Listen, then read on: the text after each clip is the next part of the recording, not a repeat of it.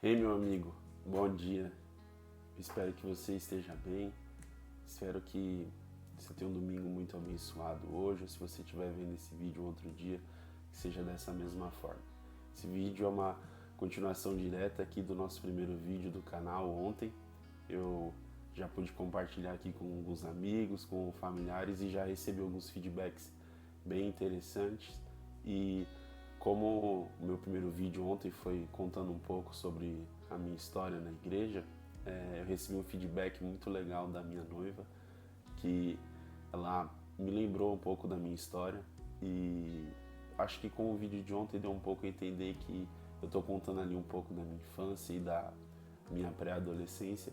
Pode ter dado a entender que eu estou desde esse tempo, né, direto na igreja, mas na verdade aconteceram algumas outras coisas ali na história e é um pouco do que eu vou querer conversar hoje, né? Então, na verdade, o meu início ali de vida na igreja, né, vivi ali toda a minha infância até ali entre a infância e a pré-adolescência, que é esse meu período de 10 a 14 anos, que foi quando eu comecei a receber a palavra do Senhor, e com 14 anos eu decido me batizar. E eu frequentei essa igreja, né? Nós frequentamos aqui em casa, eu e meus pais e minha irmã, nós frequentamos essa igreja mais ou menos ali até o início da pandemia, né? No finalzinho de 2019 e o começo de 2020. Só que aí depois desse tempo iniciou a pandemia, nós ficamos aqui desigrejados, né? Ficamos sem frequentar a igreja e acaba que durante esse período nós nos afastamos não só da igreja, mas nós nos afastamos muito da nossa fé. E isso fez com que nós vivêssemos experiências que não são tão legais, que não tem a ver com a nossa realidade, experiências com o que o mundo aprova, né? Essas coisas de festas, de bebidas, enfim. Todo mundo sabe o que é e todo mundo sabe o que o mundo representa para cada um e o que te afasta de Deus no geral. Mas eu tenho uma boa notícia para falar hoje, né? Vamos falar de coisas boas aqui. Justamente o que o Senhor faz como Ele nos enxerga quando nós estamos longe da casa dele. Eu queria ler aqui com os irmãos uma passagem que está aqui em Lucas 15, do verso 11 até o 19 primeiro. Jesus continuou: um homem tinha 2 filhos. O mais novo disse ao seu pai: Pai, quero a minha parte da herança. Assim, ele repartiu a sua propriedade entre eles. Não muito tempo depois, o filho mais novo reuniu tudo o que tinha e foi para uma região distante. Lá, desperdiçou seus bens vivendo irresponsavelmente. Depois de ter gasto tudo, houve uma grande fome em toda aquela região, e ele começou a passar necessidade. Por isso, foi empregar-se com um dos cidadãos daquela região, que o mandou para o seu campo a fim de cuidar de porcos. Ele desejava encher o estômago com as vagens de alfarrobeira que os porcos comiam, mas ninguém lhe dava nada. Caindo em si, ele disse: Quantos empregados de meu pai têm comida de sobra? E eu aqui, morrendo de fome. Eu me porei a caminho e voltarei para meu pai, e lhe direi: Pai, pequei contra o céu e contra ti. Não sou mais digno de ser chamado teu filho. Trata-me como um dos teus empregados. Todos nós estamos sujeitos a viver isso aqui. Todos nós estamos sujeitos a viver uma indiferença do mundo quando nós estamos longe de Deus. Porque o mundo não nos ama como nosso Pai nos ama. E eu senti isso na pele. Nesse período de 2020 até 2023, que eu fiquei longe da igreja, que eu fiquei longe dos caminhos do Senhor, era esse mesmo sentimento que eu tinha. Que eu não era mais amado, que eu era sozinho, que eu não tinha ninguém com quem contar, com ninguém para recorrer quando eu estivesse passando por algo. Eu me lembro de um dia que eu estava voltando do trabalho no ônibus, muito triste, muito abatido com o cenário da minha vida. E naquele ônibus, naquele contexto, eu lembro que eu comecei a fazer uma oração e acredito que aquela tenha sido uma das orações mais sinceras e mais poderosas da minha vida. Eu encostado na porta do ônibus, chorando, E eu dizia para o Senhor, Senhor, eu só quero voltar para sua casa. Eu só quero voltar para perto do Senhor, eu só quero estar aos seus pés novamente. E dali muito pouco tempo, eu me reencontrei na casa do Senhor.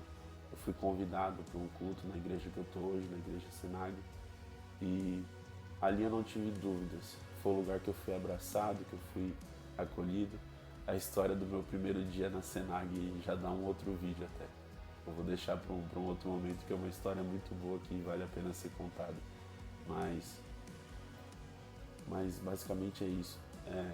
Entender que o mundo nos olha com indiferença, sim. Você não vai ser amado como você deve ser longe de Deus. Você não vai ser plenamente amado, afastado dos caminhos do Senhor. Isso vale tanto para você que viveu uma decepção com a igreja, ou com você que nunca conheceu a Deus, nunca visitou uma igreja, nunca recebeu o Espírito Santo, nunca teve um toque de Jesus verdadeiramente. Saiba que a plenitude do amor, ela habita em Jesus Cristo. E essa, eu falei um pouco agora da visão de indiferença que o mundo tem para conosco.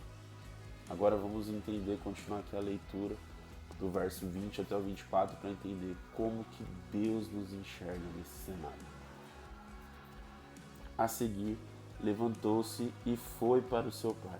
Estando ainda longe, seu pai o viu e, cheio de compaixão, correu para o seu filho, o abraçou e o beijou.